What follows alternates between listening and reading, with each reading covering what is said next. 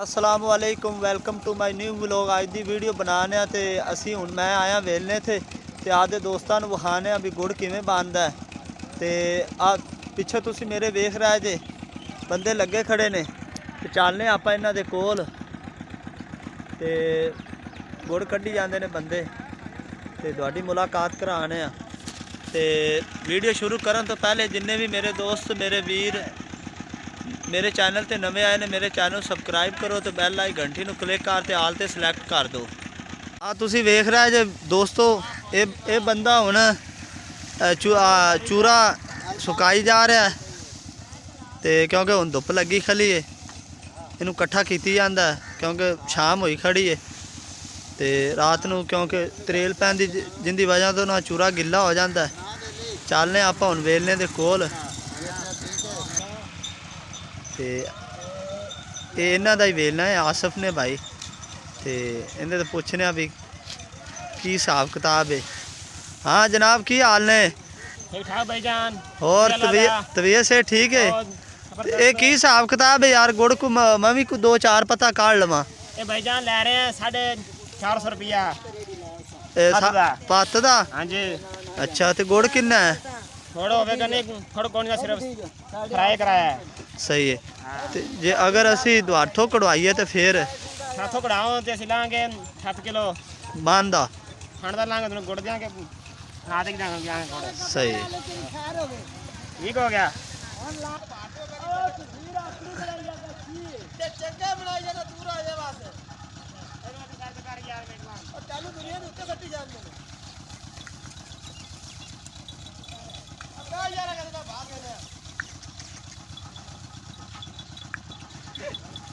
ਹੁਣ ਆਪਾਂ ਦੋਸਤਾਂ ਨੂੰ ਚੱਲ ਤੇ ਕੋਲੇ ਵਿਖਾਣੇ ਆ ਗੁੜ ਕੱਢੀ ਜਾਂਦੇ ਨੇ ਬੰਦੇ ਚੱਲਨੇ ਆ ਤੇ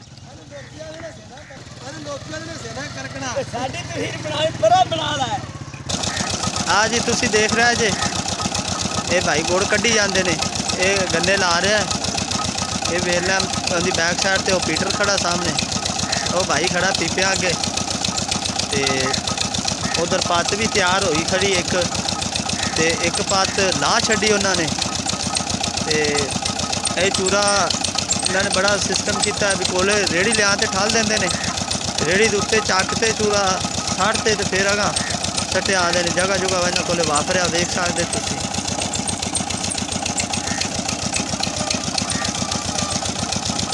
ਤੇ ਦੋਨੋਂ ਰੋ ਵੀ ਵਿਖਾਣੇ ਆ ਵੀ ਕਿੱਧਰ ਜਾ ਰਹੀ ਹੈ।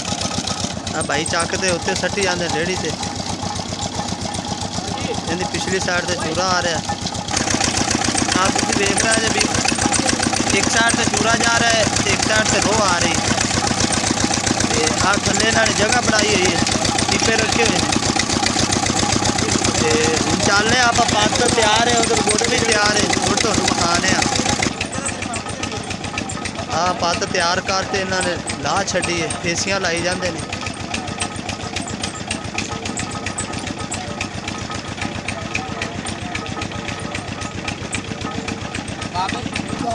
हाँ सुना बाबा की हाल ने?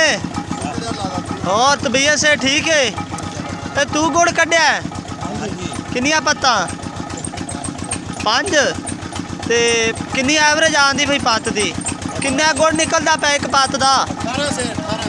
18 सेर भाई आ रहे ने माशाल्लाह एक पत्त दा 18 सेर गुड़ निकल रहा है। गुड़ का रंग भी तुम चेक कर सकते माशाल्लाह बड़ा ज़बरदस्त गुड़ बनया है।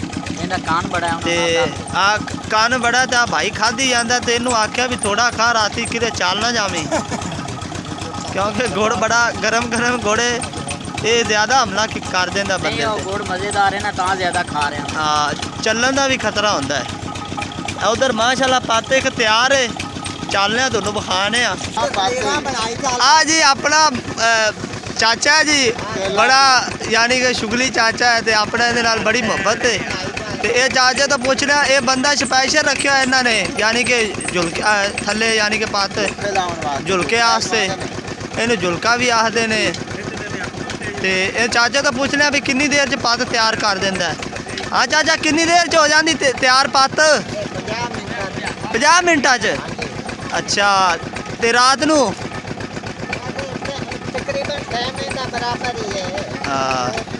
यानी कि चाचा आंदा भी दिन 50 मिनट राती तकरीबन 55 मिनटा च 10 मिनट राती वध भी लग सकते हैं क्योंकि रात को ठंड होती त्रेल होती है जिंदी वजह तो माशाल्लाह पत्त भी तैयार है तुहानू विखाने चेक कर सकते तुसी पत्त भी माशाल्लाह उबारे खाधी जाती है तो इन्होंने ना डबल सिस्टम किया होया है वो भी तुहानू विखाने भी किवें सिस्टम डबल किया है ये डबल सिस्टम इन्होंने इवें किया भी आ अगली साइड तो यानी कि पत्त एक तैयार होती पई है ठीक हो गया इहदे पिछली साइड तो इन्होंने एक यानी कि बनाया है सिस्टम जा इहदे च यानी कि एक पत्त रखी हुई उन्होंने इहदे यानी कि जिहड़ी कड़ाहे थल्ले अग मची जाती वो इहदे थल्लों क्रॉस की हुई है तो इहदे बैक साइड से लुंबी बनाई है आ तुसीं वेख सकदे जां लुंबी है इत्थों धुआं भी निकली जाता है तो यानी कि जिहड़ी लुंबी के जरिए अग आती वो अग इनू मिलती है इस चीज़ नूं ये अग की वजह तो तकरीबन अद्धी पत्त ये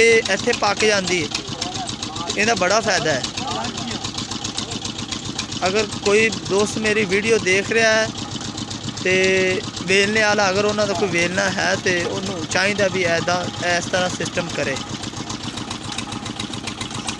यानी कि बड़ा ही ज़बरदस्त सिस्टम है हाँ माशाल्लाह गुड़ फेसियाँ लग गई ने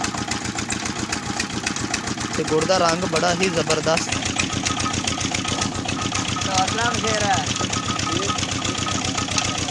बड़ा ज़बरदस्त पंजाबी माहौल है जी तो अगर मेरी वीडियो अच्छी लगी तो मेरे चैनल सब्सक्राइब करो तो बैल आइकन को क्लिक करके आल से सिलेक्ट कर दो ताकि असी जिहड़ी भी नवी वीडियो बनाई तुहाडे तक आसानी नाल पहुँच सके तो बहुत ही शुक्रिया दोस्तों का।